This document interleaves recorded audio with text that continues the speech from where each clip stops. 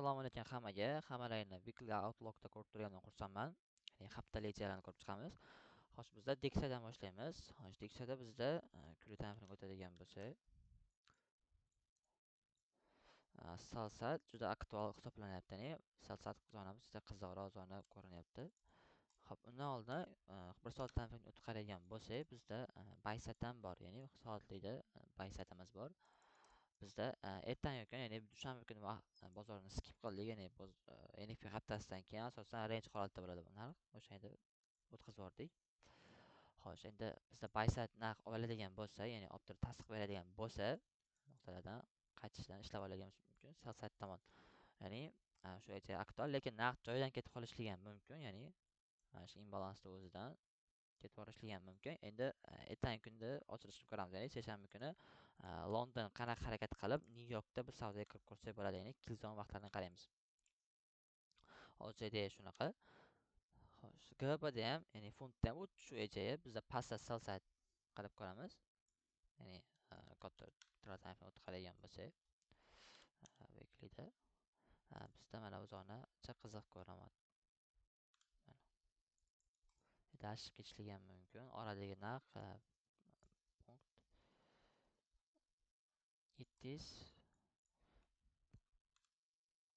Mana bunga qiziqib ko'rsa bo'ladi. Ya'ni mana shu sal ishonchliroq high hisoblanyapti menga. Yaqinroq, chunki javda harakat qilish ham qiyin. 200 pips oraliq narx bor. Soatlik time frame'da shu ozgina tushishi bor.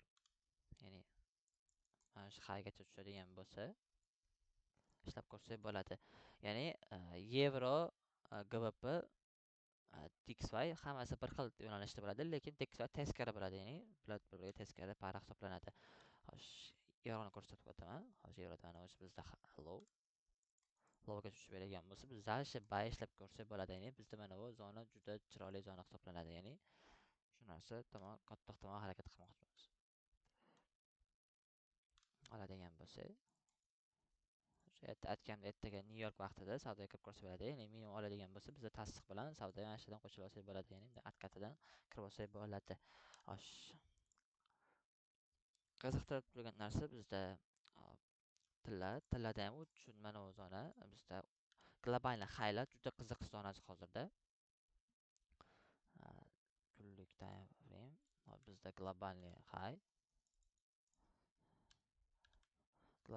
bor va bizga yaqin highlar bor. Ya'ni mana shu uchta high tomon biz qiziqib ishlab ko'rsak bo'ladi. Kichikroq time frame o'tadigan bo'lsa, 4 soatlikda ham narsa bor bizda. 4 soatlikda mana bu gapdan zo'r reaksiya oldi. Ya'ni bizda qolib ketilgan gapni to'ldirib, narx chiroyli reaksiya olib kelmoqda. Hop, bizda mana bu breaker bor. Ya'ni breakerni tana bilan oldi. Endi reaksiya kutamiz. Katta ehtimol bilan narx yana jecha tushishligi bor. Ya'ni dollar indeksi jecha pay bo'lsa, unda ham sal ko'rsak bo'ladi. Ya'ni teskari bir-biriga harakat bo'ladi. Narx tushgan bo'lsa, ya bizda mana bu tana bilan olib beradigan bo'lsa, bizda bu o'zi aktual. Ya'ni mana shu blokdan biz ashi high tomon ishlab ko'rsak bo'ladi. Ya'ni har bitta highgacha ishlab ketsak bo'ladi.